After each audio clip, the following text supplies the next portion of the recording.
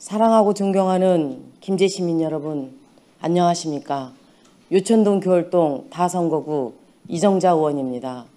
먼저 본 의원에게 5분 발언의 기회를 주신 존경하는 서백현 의장님과 선배 동료 의원님들께 깊은 감사를 드립니다.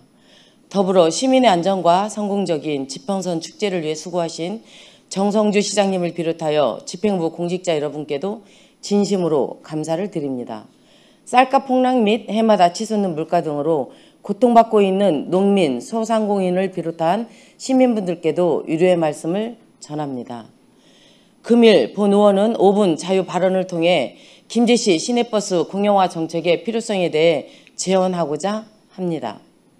우리 시는 안전여객에 시내버스 운행을 독점하고 있다 보니 해마다 임금 인상에 따른 노사 간 협상 결렬이 반복되며 시민을 볼모로 파업한 사실을 잘 알고 있을 것입니다. 안전여객은 지난 2018년과 2019년, 2023년에도 노사 간 임금 인상에 대한 합의점을 찾지 못하고 파업하였으며 파업 동안 피해는 고스란히 시민들에게 돌아왔습니다. 현재의 안전여객은 심각한 재정난으로 김제시의 보조금 없이는 사실상 운영이 불가능한 자본 잠식 상태이며 누적 적자가 심각한 상황입니다.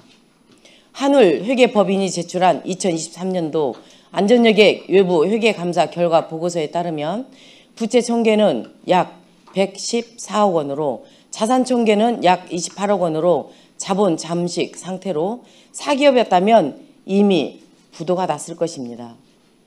매년 체불 임금에 대한 이자 및 미지급 연차 수당과 미지급 상여금 등 매년 약 100억 원에 이르는 고정 비용이 지출되어야 한다고 합니다. 안전여객 회사의 적자 금액을 우리 시는 23년도에 벽지 노선 손실 보상금과 대폐차 보조금 명목으로 약 66억 원을 지원하였고 2024년도에도 약 64억 원의 보조금과 수소버스 세대의 구매 비용 11억 7천만 원 등 약 76억 원에 이르는 금액의 시비를 또 부담하고 있어 준공영제 형태로 운영하고 있다고 해도 과언은 아닐 것입니다. 앞에서 주지한 바와 같이 매년 70억 원에 육박하는 큰 시비가 투입되면서도 만족도가 그리 높지 않다는 여론이 지배적이어서 이제는 공영화에 대한 논의가 필요한 시점이라고 본 의원을 비롯하여 대다수 시민이 토로하고 있습니다. 버스 공영제란 공공의 이익을 생각하는 토지 공개념과 같이 버스 노선에도 공개념을 도입하여 안정적인 버스 서비스를 제공하는 것으로 노선 결정 및 버스 운영 과정에 지방자치단체가 적극적으로 참여하는 것을 말하는 것입니다. 최근 민간 사업자들의 벽지 노선 운행 기피가 심화되면서 농어촌 지역의 버스 운행이 어려워지고 있어 많은 지방단체들이 버스 운영의 공공성을 강화하기 위해 완전 공영제 도입을 검토하고 있습니다. 완전 공영제 도입은 단순히 버스 운행을 유지하는 문제를 넘어 지역의 지속 가능한 발전을 위한 중요한 선택입니다. 막대한 예산 부담이라는 어려움이 있지만 유일한 대중교통 수단인 버스를 유지하는 것이 지역 주민들의 이동권 보장과 지역 경제 활성화라는 공공의 가치를 향상시킬 수 있고 지역 소멸 극복에도 도움이 될 것입니다. 오래전 공영화를 시작한 신안군 사례를 살펴보면 꼭 많은 시비가 투입되지 않고도 흑자 운영이 되고 있는 것을 알 수 있습니다. 전국 최초로 버스 공영제를 시작한 지 16년째를 맞이한 신안군의 경우는 그동안 이용객 수 증가, 국민 이용량 증가, 이동 편의성 향상, 지역 상권 활성화 등의 다양한 효과를 거두고 있고 이를 화폐적 가치로 환산하여 2024년 경제 유발 효과가 연간 160억 원에 이른다고 합니다. 버스 공영제 시행 이후 현재까지 총 2,333억 원의 경제 효과를 유발하고 있는 것으로 나타났으며 이는 신안 군민의 삶의 질 향상과 지역의 언론 홍보 효과 등 화폐적인 가치로 환산하기 어려운 정성적인 편익의 가치를 반영한다면 경제적 가치는 훨씬 더 높을 것으로 보고 있습니다. 또한 2023년 기준 민영제와 준공영제 재정 지원 현황을 비교한 결과 신안 군민은 버스 대당 7,200만 원이며 민영제를 하는 목포시의 경우 대당 약 8,600만 원, 준공영제를 하는 광주광역시는 대당 1억 3,700만 원, 제주특별자치도는 대당 1억 5,700만 원으로 신안군의 버스 공영제 사업이 훨씬 효율적으로 운영되고 있는 것으로 확인되었다고 합니다. 강원도 정선군의 경우 2020년 7월 버스 공영제를 시행한 교통약자에게는 무료로, 나머지 승객들은 1,000원에 버스를 이용할 수 있도록 교통복지를 증대해 시행 15개월 이후부터는 주요 관광지의 방문객 증가와 상권 활성화 등의 경기 부양 효과를 거두고 있다고 합니다. 무주군은 지난해 6월부터 버스 공영제 도입 타당성 검토 연구 용역을 진행하여 비용과 노선, 기대 효과 등을 분석해 공영제 도입 여부를 결정할 방침이라고 하고, 강원 양구군은 벽지 주민들의 이동권 보장과 수요자 중심의 대중교통 버스 서비스 확대를 위해 2025년부터 농어촌 버스 완전 공영제를 도입하기로 했습니다. 이외에도 제주 서귀포시와 전남 실안군, 완도군, 강원 정선군, 경기 광주시, 화성시 등 수많은 지자체들이 앞다투어 버스 완전 공영제를 도입해 시행하고 있습니다. 우리 시도 이제는 밑빠진 독에 물 붓기 식의 보조금 지급을 중단하고 김제시 시내버스의 문제점과 공영화의 필요성에 대해 심각한 논의가 이루어져야 할 시점이라고 생각하며 먼저 김제시 시내버스의 문제점에 대해 발언하도록 하겠습니다. 첫째, 노선의 비효율성입니다.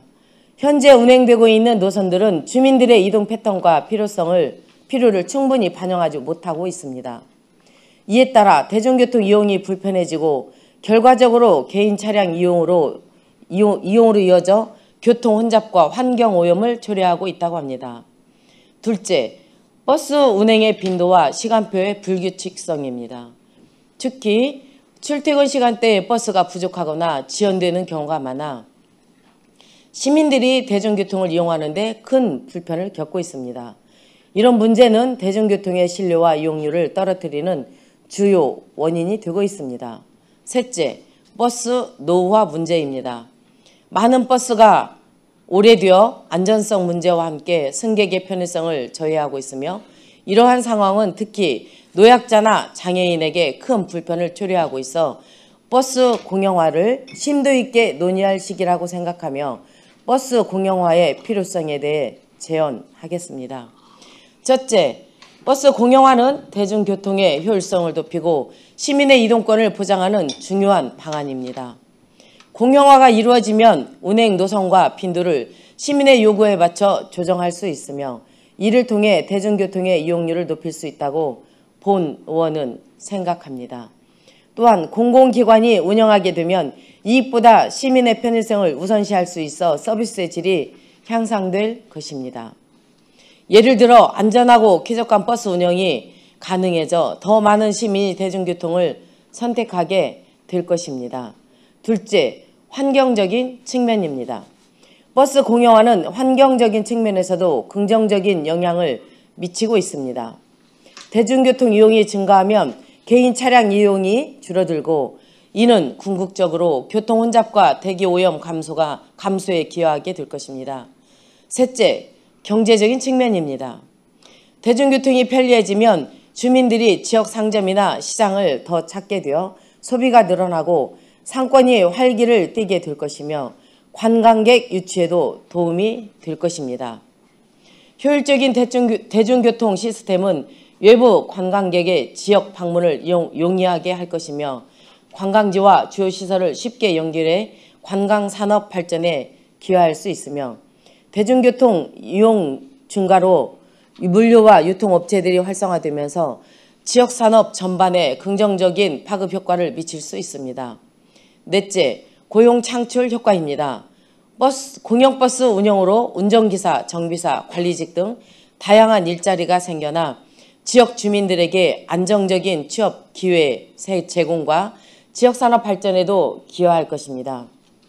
존경하는 시장님, 공직자 여러분, 시민들에게 사랑받는 시내버스로 자리 잡기 위해 다양한 요금 체계를 고안하고 수요자 중심의 노선 확충과 재정적 부담 완화를 위한 노선 확보가 필요합니다.